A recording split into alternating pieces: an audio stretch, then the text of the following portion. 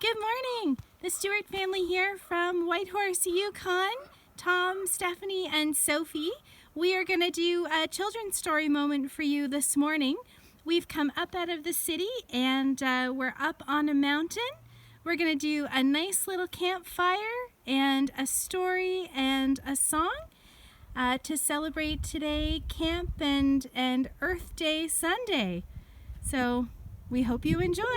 Whenever we went camping, my mom would always say this poem when we lit a fire.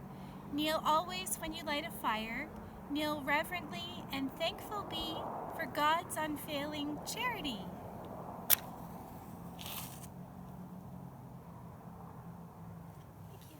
When I worked at the Five Oaks Day Camp, this was one of our favorite books to read, The Big Orange Splot. Mr. Plumbeam lived on a street where all the houses were the same. He liked it that way, and so did everybody else on Mr. Plumbeam's street. This is a neat street, they would say. But then one day, a seagull flew over Mr. Plumbeam's house. He was carrying a can of bright orange paint, no one knows why, and he dropped the paint right on Mr. Plumbeam's house. It made a big orange splot. "Oh, too bad," everybody said. "Mr. Plumbeam will have to paint his house again." "I suppose I will," said Mr. Plumbeam. But he didn't paint his house right away. He looked at the big orange spot for a long time and went about his business. The neighbors got tired of seeing the big orange spot, and someone said, "Mr. Plumbeam, we wish you'd get around to painting your house." "Okay," he said. He got some blue paint and white paint, and that night he got busy. He painted at night because it was cooler. When the paint was gone, the roof was blue. The walls were white, and the big orange spot was still there. He got some more paint. He got red paint and yellow paint and green paint and purple paint. In the morning, the other people on the street came out of their houses. Their houses were all the same, but Mr. Plumbeam's house was like a rainbow. It was like a jungle. It was like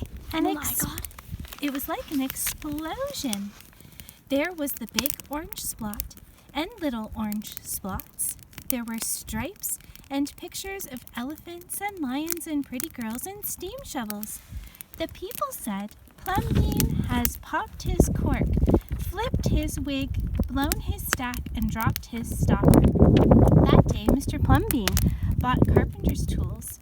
That night, he built a tower on top of his roof and painted a clock on it. The next day, the people said, "Plumbeam has gushed his mush, lost his marbles, and slipped his hawser." They decided they would pretend not to notice.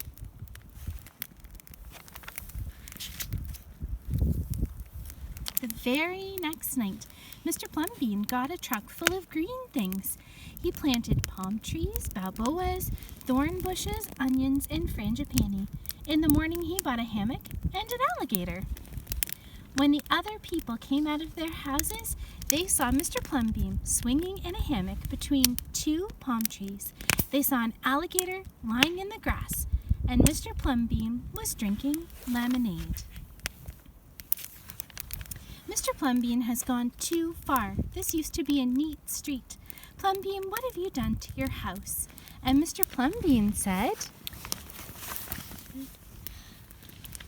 "My house is me, and I am it. My house is where I like to be, and it looks like all my dreams." The people went away. They asked the man who lived next door to Mr. Plumbeam to go and talk to him. "Tell him we liked his house before he changed it. Tell him his house has to be the same as ours." The man went to see Mr. Plumbeam that evening. They sat under the palm trees, drinking lemonade and talking all night long. In the morning, the man went out to get lumber and rope, nails and paint. When the people came out out of their houses, they saw a red and yellow ship next door to Mr. Plumbeam. "What have you done to your house?" they shouted. And the man said,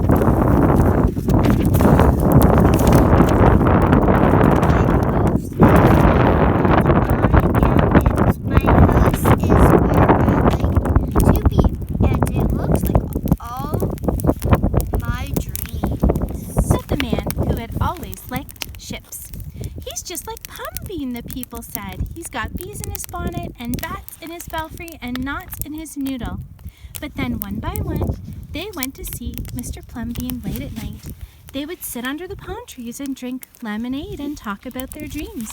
And when anybody would visit Mr. Plumbeam's house, then the very next day they would change their house to look like all their dreams.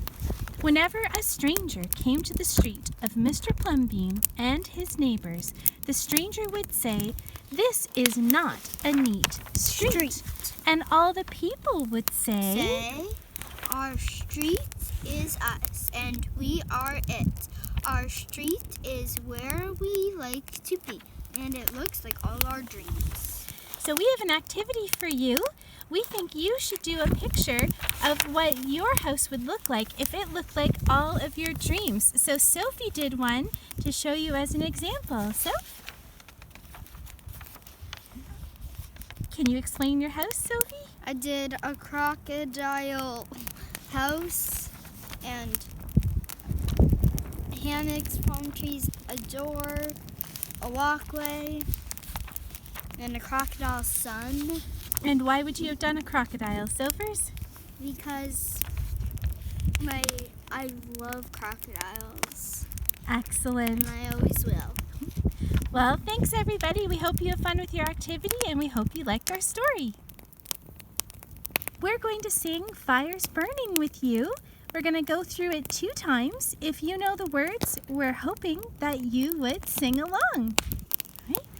Fires burning, Fires burning, draw nearer, draw nearer, in the glowing, in the glowing, come sing and be merry. Fires burning, fires burning, draw nearer, draw nearer, in the glowing, in the glowing. come sing and be merry. Thank you for joining us for our children's story time. We hope you enjoyed it.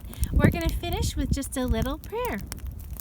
Dear God, Dear God, thank you for joining us at our fire. thank you for joining us at our fire. May we carry the warmth of you May we carry the warmth of you in our hearts. in our hearts. Amen. Amen.